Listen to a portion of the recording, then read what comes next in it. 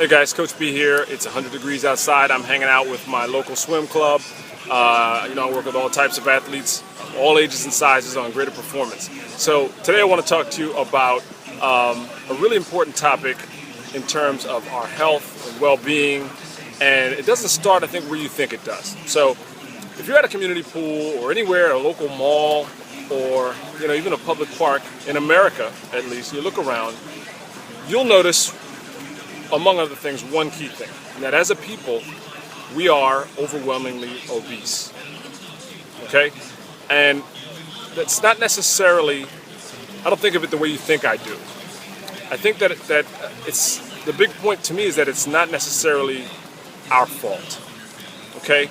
I think that the government and USDA has failed us miserably in terms of really taking the time to educate us on the implications of what the different food products that we are offered do to us and the impact they have on our bodies.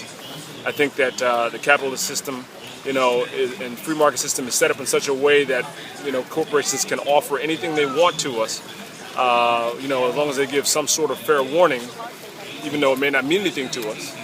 And we can choose to buy it or not. And there's multi-millions and billions of dollars being spent to convince us that, crazy products on the market are the things that we should be eating. So I want to start with, a little bit of self-compassion and start with what I believe the fact is that it's not our fault necessarily, if we end up obese or if we find ourselves in a state of being obese.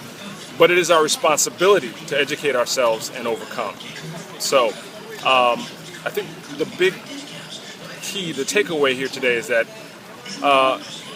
making the next move towards greater health, because obesity is a health issue. It is, the breeding ground or the fertile nesting ground for all the major diseases that we come to experience and die from.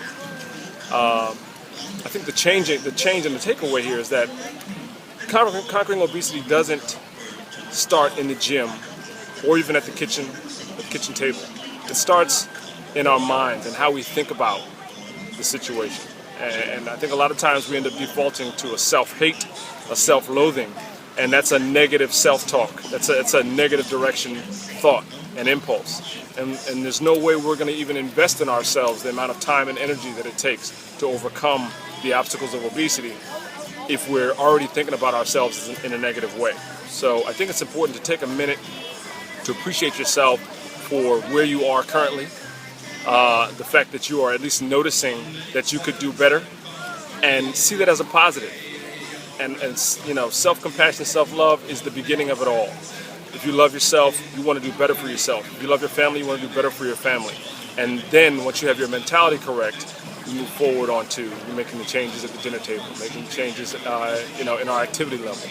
And none of that can happen if we don't start thinking positively about who we are and what we deserve and what we want for ourselves. So that's my 2 cents for today. This is Coach B. Check me out at www.eatingforabs.com, and I hope to work with you in my nutrition course. Talk to you soon. Bye.